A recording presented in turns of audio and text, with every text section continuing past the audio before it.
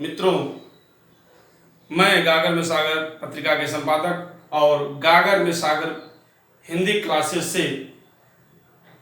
में आपका स्वागत करते हैं। आज हम लोग जो साहित्य लेखन पढ़ रहे थे, पिछले वीडियो में हमने देखा साहित्य लेखन का तीसरा प्रयास किसने किया था? जॉर्ज अब्राहम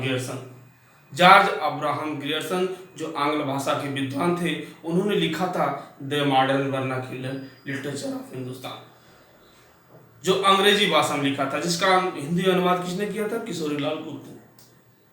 आज हम उसके अगले प्रयास की ओर बढ़ते हैं कि अगला प्रयास साहित्य लेखन का अगला प्रयास किसने किया था? तो साहित्य लेखन का अगला प्रयास मिश्र बंधु किसने किया था? मिश्र बंधु, जिसमें मिश्र बंधु 3 भाई थे। इसमें कौन कौन थे? श्याम बिहारी,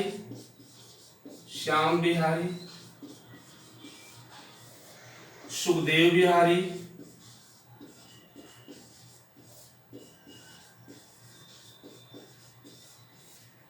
और तीसरा थे गणेश बिहारी।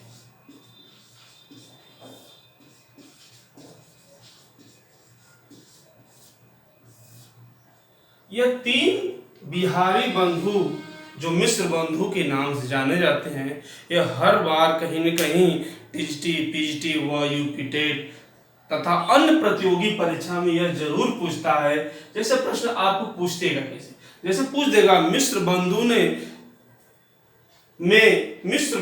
में नहीं है, तो 3 तो देगा, श्याम बिहारी, सुखदेव बिहारी, गणेश बिहारी, और एक बिहारी उसमें और जोड़ देगा, एक कृष्ण बिहारी कर देगा, जिसमें से चूंकि चारों बिहारी हो जाएंगे तो ऑप्शन प्रश्न जो पूछता है कि इसमें नहीं है तो आप जानेंगे। तो मिश्र बंधु श्याम बिहारी, सुखदेव बिहारी, गणेश बिहारी, 3 मिश्र बंधु आते हैं। मिश्र बंधु ने मिश्र बंधु विनोद नाम से इतिहास लिखा। मिश्र बंधु विनोद नाम से मिश्र बंधुओं ने इतिहास लिखा, जिसमें लगभग 4591 कवि थे। लेकिन कवि लगभग माना जा रहा है 5000 कवियों का वर्णन है। कितने कवियों का वर्णन है? लगभग 5000 कवि। इसमें कुल कवि 4591 है, जिसमें लगभग 5000 कवियों का वर्णन है। किंतु यह 4 भागों में इतिहास था। कितने भागों में था? 4 भागों। यह इतिहास जो मिश्र बंधुओं द्वारा लिखा गया था वो 4 भागों में था, जिसके प्रथम 3 भाग का प्रकाशन 1913 ईस्वी में किया गया था, जबकि चौथे भाग का प्रकाशन 1934 ईस्वी में किया गया। प्रथम 4 भाग थे इसमें, जिसमें प्रथम 3 भाग का प्रकाशन 1913 ईस्वी में किया गया था और चौथा भाग का प्रकाशन सन 1934 ईस्वी में किया गया। यह इतिहास सबसे अधिक कवियों को लेकर लिखा जाने वाला हिंदी साहित्य का पहला इतिहास था। आपने अभी पढ़ा है कि हिंदी साहित्य के पहले इतिहास जो गारसा जतासी ने लिखा था, उसमें 738 कवियों को रखा गया था। जो दूसरा प्रयास मिश्र बंधुओं ने किया था, उसमें लगभग 1003 कवियों को रखा गया था। जो तीसरा प्रयास जॉर्ज अब्राहम ग्रियर्सन का था, उसमें 952 कवियों को रखा गया था। किंतु जो यह मिश्र बंधु का जो प्रयास है, इसमें लगभग 5000 कवियों को लेकर लिखा जाने वाला इतिहास है। यह जो इतिहास लिखा गया था, यह भी काल क्रमानुसार लिखा था।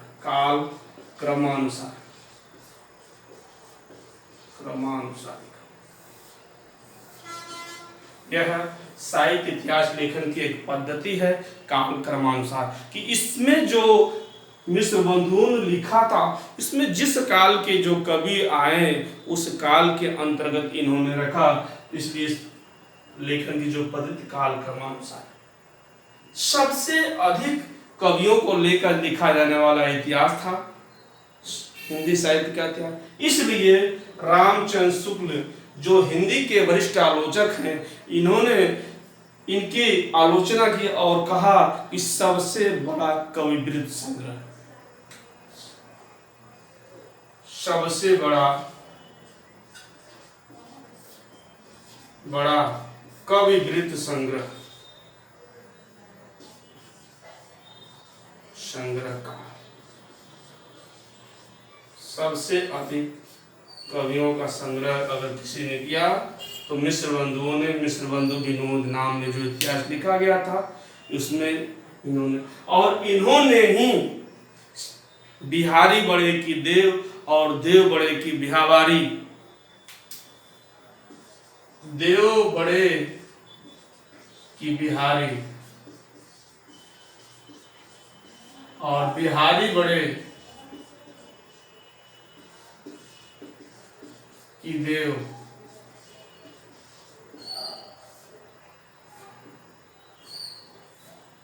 विवाद को जन्म दिया और इसमें इन्होंने हिंदी नवरत्न ग्रंथ का भी रचना की। हिंदी नवरत्न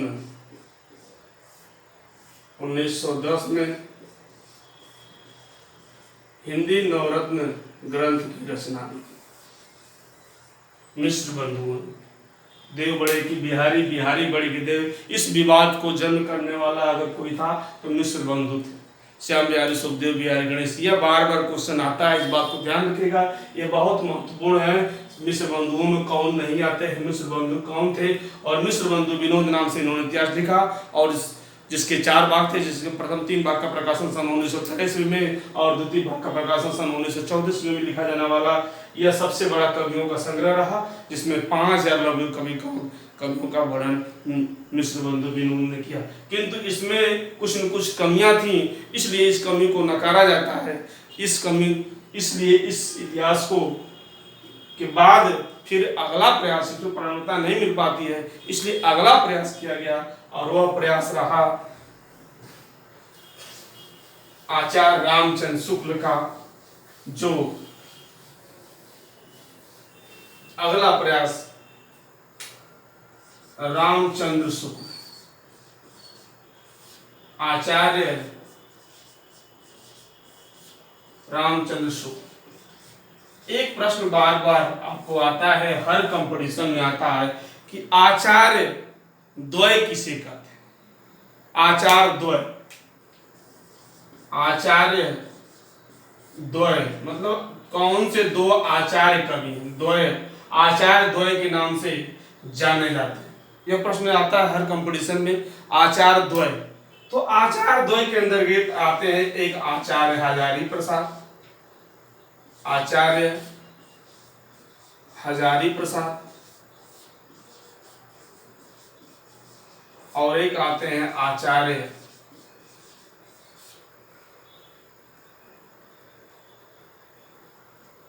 रामचंद्र शुक्ल।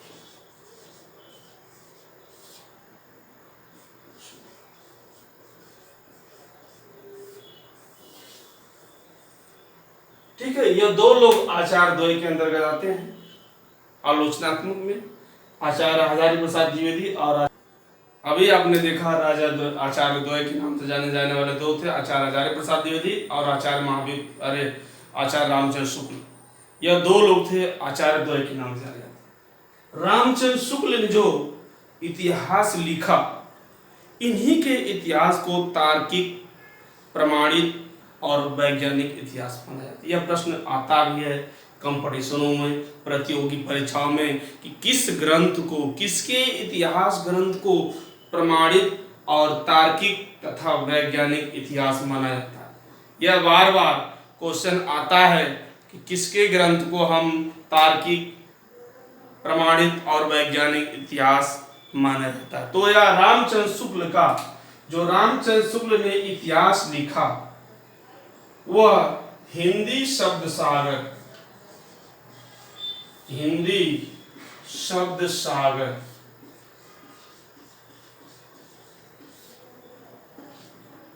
हिंदी शब्द सागर की भूमिका के रूप में, हिंदी शब्द सागर की भूमिका के रूप में, हिंदी शब्द सागर की भूमिका के रूप में, हिंदी शब्द सागर की भूमिका के रूप में हिंदी साहित्य का विकास, हिंदी साहित्य, हिंदी साहित्य का विकास, हिंदी साहित्य का विकास नाम से लिखा। ठीक है। बाद में इसका नाम सन 1929 ईस्वी में हिंदी साहित्य का इतिहास,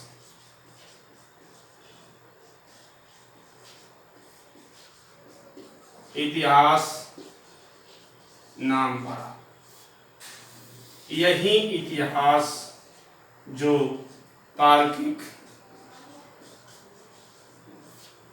प्रमाणित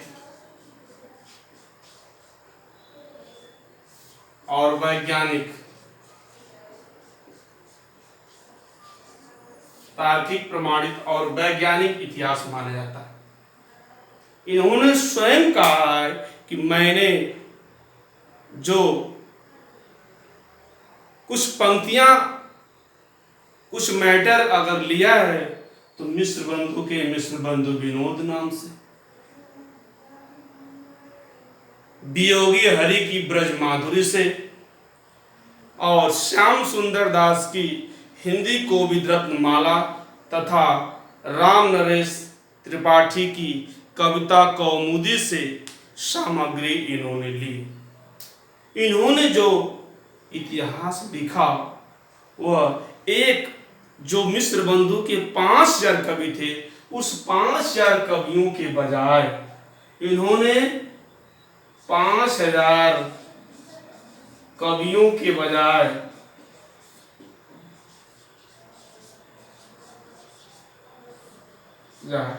1000 कवियों को लिया।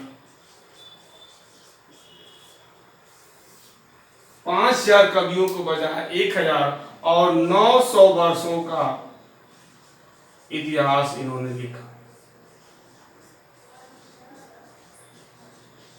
900 वर्षों का इतिहास इन्होंने लिखा। कितना? 900 वर्षों का इतिहास। इन्होंने साहित्य की सर्वप्रथम परिभाषा दी कि जबकि प्रत्येक देश का साहित्य, जबकि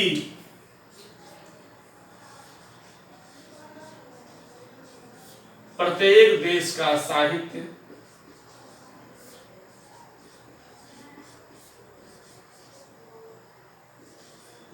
प्रत्येक देश का साहित्य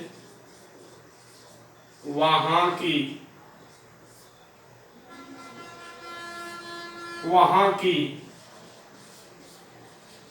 जनता की,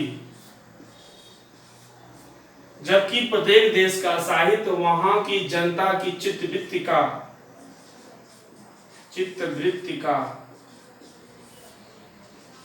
संचित प्रतिबिंब होता है।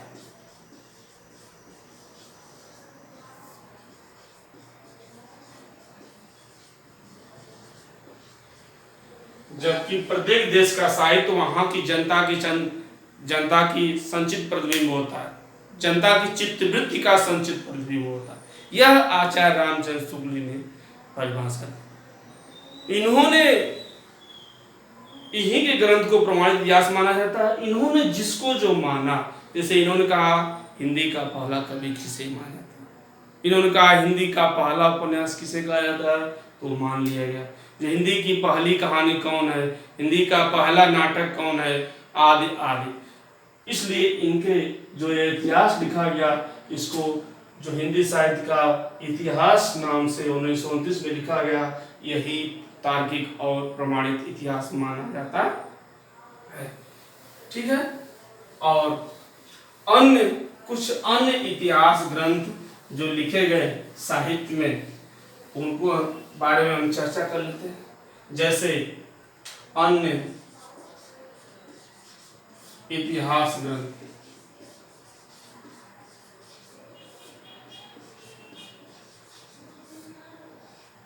इतिहास ग्रंथ जैसे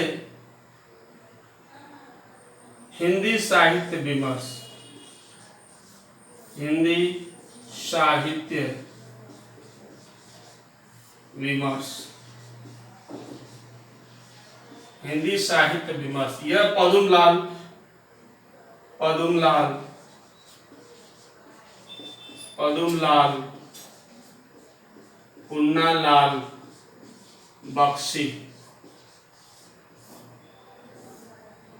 पदुमलाल पुन्नालाल बख्शी, यह बहुत बार पूछा गया परीक्षाओं में, ध्यान रखें इस बात को।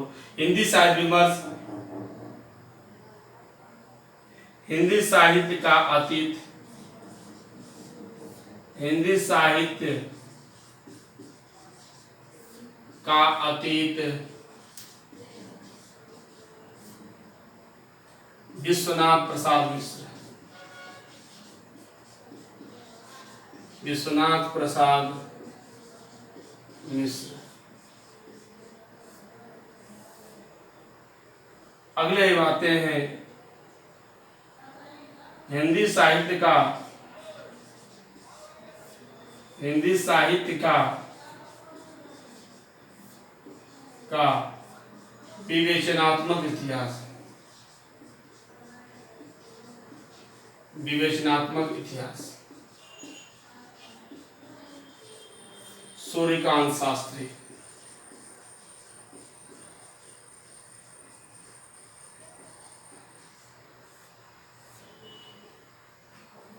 हिंदी साहित्य का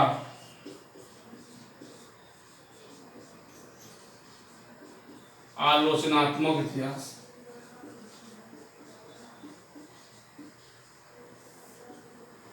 आलोचनात्मक इतिहास, राम कुमार वर्मा।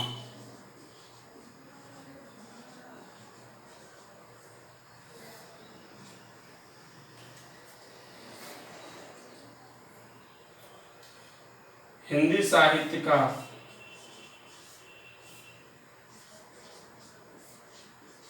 वैज्ञानिक इतिहास, वैज्ञानिक इतिहास,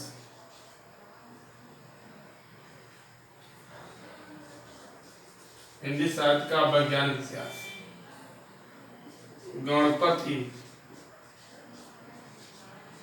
चंद्रगुप्त, गणपति चंद्रगुप्त।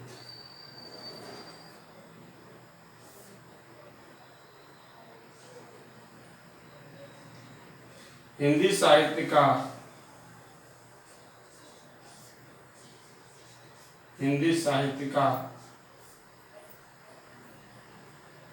आधा इतिहास, हिंदी साहित्य का आधा इतिहास, सुमन राजे।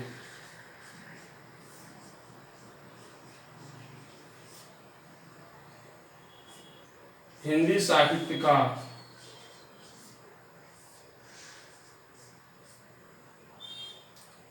हिंदी जाति का इतिहास, हिंदी जाति का इतिहास,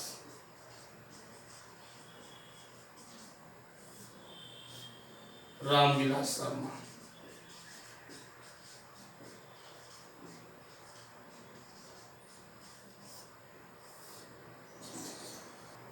अगले क्रम में हमने देखा, ये जो देख रहे हैं कि हिंदी साहित्य का दूसरा इतिहास और हिंदी साहित्य का नया इतिहास, यह दोनों ग्रंथ के लेखक जो हैं, जो इनकी इतिहास है, जो इनका इतिहास है, उसके कौन है इतिहासकार? बच्चन सिंह। अगला है ग्रंथ ए sketch, sketch of Hindi literature, sketch of Hindi literature, जिसके लेखक जो आंग्ल भाषा में लिखी गई है, स्केच ऑफ हिंदी लिटरेचर, पादरी एडिसन ग्रीव्ज, पादरी एडिसन ग्रीव्ज। दूसरा है ए sketch A history of Hindi literature, A history of Hindi literature, A history of Hindi literature. इसके लेखक हैं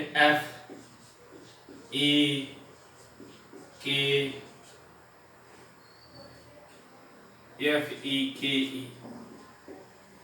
ठीक है। अब है हिंदी भाषा का विकास, हिंदी भाषा का विकास, हिंदी भाषा का विकास। और यह ग्रंथ के लेखक है हिंदी भाषा का विकास और हिंदी भाषा और साहित्य, हिंदी भाषा और साहित्य। यह दोनों ग्रंथ के लेखक हैं श्याम सुंदर दास।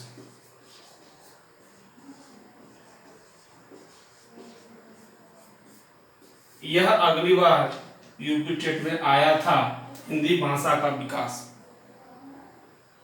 ठीक है, यह ग्रंथ यूपी टेट में पूछ चुका है पिछले बार। ये जितने भी ग्रंथ हम बता रहे हैं, ये जान लीजिए कि परीक्षा के दृष्टिकोण से बहुत ही महत्वपूर्ण ग्रंथ है, जो हर बार परीक्षा में कहीं न कहीं ये पूछा जाता है कि हिंदी साहित्य जो ग्रंथ है इसके लेखक कौन है। अगले क्रम में आते हैं हिंदी भाषा और साहित्य का विकास, हिंदी भाषा और साहित्य का विकास। इसके लेखक हैं हरिऔध, अयोध्या सिंह उपाध्याय हरिऔध। अगला ग्रंथ है हिंदी भाषा और साहित्य का इतिहास।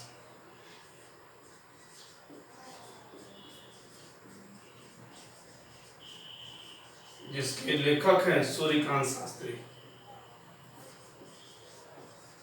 सूर्यकांत शास्त्री।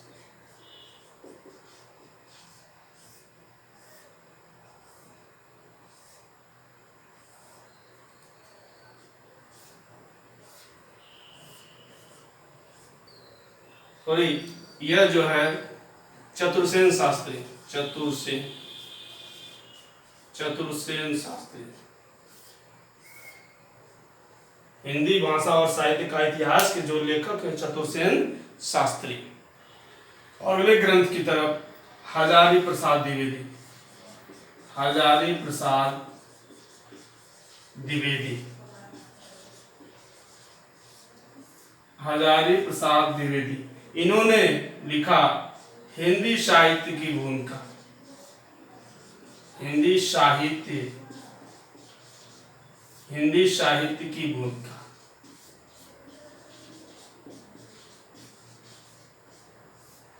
हिंदी साहित्य का आदिकाल, साहित्य का आदिकाल।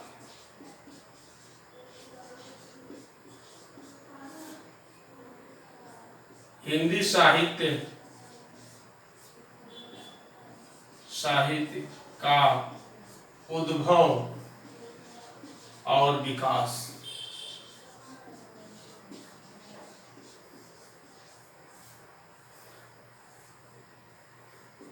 यह तीनों ग्रंथ बहुत ही महत्वपूर्ण है, जो परीक्षा में जरूर कहीं न कहीं पूछा जाता है। उद्भव एवं विकास, यह ग्रंथ है हिंदी साहित्य का उद्भव एवं विकास। ये तमाम ग्रंथ हैं जो कहीं न कहीं परीक्षाओं में पूछे जाते हैं, इस बात को ध्यान रखिएगा। ठीक है, अब हम पुनः रिवीजन करा देते हैं साहित्य इतिहास लेखन। ठीक है, साहित्य इतिहास लेखन का पहला प्रयास फ्रेंच विद्वान गार्सा ने किया था, जिसके इतिहास का नाम था इस्टवार de la लिटरेचर एंड दो हिंदुस्तानी नाम से। इन्होंने 2 भागों में इतिहास लिखा था, जिसके प्रथम भाग का प्रकाशन सन 1839 ईस्वी में और द्वितीय भाग का प्रकाशन सन 1847 ईस्वी में हुआ था। जिसके प्रथम भाग का प्रकाशन सन 1839 में और द्वितीय भाग का प्रकाशन सन 1847 में। ये इन्होंने जो इतिहास लिखा था, हिंदी और उर्दू के दोनों कवियों को मिला करके 738 कवियों को रखा था, जो वर्णमाला अल्फाबेट वर्णमाला क्रम से रखा था। ठीक है, इन्हों का जो इतिहास था इस्तिवार लाल हिंदुस्तानी नाम से जो लिखा था इन्होंने, यह इसका हिंदी अनुवाद लक्ष्मी सागर वासने ने हिंदू साहित्य का इतिहास नाम से सन 1952 ईस्वी में किया। लेकिन इसमें कुछ कमियां थी, इस कमियों की वजह से अगला प्रयास करना पड़ा। तो अगले प्रयास में जो प्रयास किया था शिव सिंह सेंगर ने, शिव सिंह सरोज नाम से सन 1883 ईस्वी में जो लखनऊ विश्वविद्यालय से प्रकाशित होती थी ग्रंथ प्रकाशित होता था, यह ग्रंथ जो हिंदी भाषा में लिखा गया था, और हिंदी भाषा में लिखा जाने वाला हिंदी साहित्य का पहला इतिहास माना जाता है शिव सिंह सेंगर का शिव सिंह सरोज। यह भी इतिहास जो लिखा गया था, जो इसकी लेखन की पद्धति थी, वह काल वर्णानुक्रम पद्धति थी, वर्णमाला के क्रम से लिखा जाता था। क्यों? क्योंकि इन्होंने जो लिखा, जिस काल के कवि थे उस काल में इनको न रखते हुए इन्होंने उसी मिला दिया, एक में एकत्रित कर दिया, इसलिए इसके इतिहास को भिन्न करा जाता है। अगला प्रयास किया जाता है जॉर्ज अब्राहम गिब्सन द्वारा। जॉर्ज अब्राहम गिब्सन ने सन 1888 ईस्वी में एशियाटिक सोसाइटी ऑफ बंगाल पत्रिका के माध्यम से इन्होंने उस पत्रिका में इन्होंने the modern vernacular literature of Hindustan नाम से अंग्रेजी भाषा में इन्होंने इतिहास लिखा, जिसका हिंदी अनुवाद किशोर लाल गुप्त ने किया। यह इतिहास में लगभग जो कवियों की संख्या थी 952 कवि थे, जो शिव सिंह सेंगर की 1003 कवियों को वर्णन किया गया था, इसमें 952 कवियों को। लेकिन इन्होंने सर्वप्रथम नामकरण और काल विभाजन की पद्धति को अपनाया था। सर्वप्रथम नामकरण और काल विभाजन की पद्धति को अपनाने वाला अगर सर्वप्रथम कोई कवि था, कोई रचनाकार था, तो वह थे जॉर्ज अब्राहम गिब्सन। ठीक है, इन्होंने 952 कवियों को लेकर लिखा था काल क्रमानुसार। इनकी जो पद्धति थी, काल जो जिस काल का कवि था, जैसे केशवदास रीतिकाल कवि हैं तो उनको रीतिकाल में ही रखा, जिस काल में जो पैदा हुआ उस काल में इन्होंने रखा था। ठीक है, लेकिन कुछ भी इनमें भी कुछ कमियां थी। इसके बाद अगला प्रयास मिश्र बंधु विनोद नाम से 3-4 भागों में इतिहास लिखा, जिसके प्रथम 3 भाग का प्रकाशन सन 1913 ईस्वी में और प्रथम चौथे भाग का प्रकाशन सन 1934 ईस्वी में किया गया था। किंतु इन्होंने जो मिश्र बंधु नाम से 3 भाई थे, मिश्र बंधु विनोद के नाम जाने जाते हैं, जिसमें श्याम बिहारी सुखदेव बिहारी और गणेश बिहारी, श्याम सुखदेव और गणेश, ये 3 मिश्र बंधु नाम से जाने जाते हैं। ये बहुत ही महत्वपूर्ण चीज पूछा जाता है परीक्षाओं में कि मिश्र बंधु विनोद में नहीं जाते हैं। श्याम बिहारी सुखदेव बिहारी गणेश बिहारी, एक कवि और उसमें जोड़ दिया जाए जैसे कृष्ण बिहार। ठीक है, तो इसमें लगभग 5 कवियों को इन्होंने रख करके सबसे बड़ा इतिहास ग्रंथ लिखा, लेकिन इसमें भी कुछ कमियां थी। इसके बाद अगला प्रयास आचार्य रामचंद्र शुक्ल, जो हिंदी के सबसे वरिष्ठ आलोचक और हिंदी का सबसे प्रमाणित इतिहास माना जाने वाला। यह प्रश्न पूछता है कि इतिहास का सबसे प्रमाणित इतिहास कौन माना जाता है, तो यह आचार्य रामचंद्र शुक्ल का। हिंदी शब्द सागर की भूमिका के रूप में मैंने बताया था, हिंदी शब्द सागर की भूमिका के रूप में लिखा जाने वाला हिंदी साहित्य का विकास नाम से इन्होंने लिखा था, किंतु उसका नाम बाद में चलकर सन 1929 ईस्वी में हिंदी साहित्य का इतिहास नाम पड़ा। जो 900 वर्षों का इतिहास लिखा जाने वाला और 1000 कवियों को लेकर लिखा जाने वाला इनका इतिहास था, जो प्रमाणित एंथेटिक जो माना जाता है, वैज्ञानिक इतिहास माना जाता है, वह है आचार्य रामचंद्र शुक्ल का। इन्होंने साहित्य की सर्वप्रथम परिभाषा दी कि जबकि प्रत्येक देश का साहित्य वहाँ की जनता की चित्तवृत्ति का संचित प्रतिबिंब होता है, यह सर्वप्रथम परिभाषा देने वाले थे। तो वह कौन थे? आचार्य रामचंद्र शुक्ल। कुछ अन्य इतिहास ग्रंथ भी लिखे गए, जैसे हिंदी साहित्य विमर्श पद्मलाल पुन्नालाल बख्शी, हिंदी साहित्य का अतीत विश्वनाथ प्रसाद मिश्र, हिंदी साहित्य का आलोचनात्मक राम वर्मा, हिंदी साहित्य का विवेचनात्मक सूर्यकांत शास्त्री, हिंदी साहित्य का आधा इतिहास हिंदी साहित्य का आधा इतिहास सुमन राजे, हिंदी साहित्य का आधुनिक इतिहास बच्चन सिंह, हिंदी साहित्य का दूसरा इतिहास बच्चन सिंह। अभी आपने देखा हजारी प्रसाद द्विवेदी हिंदी साहित्य की भूमिका और हिंदी साहित्य का आदिकाल और हिंदी साहित्य का उद्भव एवं विकास, हजारी प्रसाद द्विवेदी की बहुत चर्चित ग्रंथ है। श्याम सुंदर दास का अगली बार परीक्षा में पूछा भी था कि हिंदी साहित्य का विकास और हिंदी साहित्य का इतिहास, यह 2 ग्रंथ बहुत ही महत्वपूर्ण जो श्याम सुंदर दास के पूछे गए अभी परीक्षाओं में। तो इस तरह से हिंदी साहित्य इतिहास लेखन यह रहा जो लिखने का तमाम कवियों ने प्रयास किया। अब हम अगली वीडियो में आपको मैं बताऊंगा कि हिंदी की कौन कौन सी शिक्षण संस्थाएं थीं जिसमें तमाम पत्रिकाएं और हमारे ग्रंथ छपते थे। अगले वीडियो में हम पुनः उपस्थित होंगे, तब तक के लिए धन्यवाद।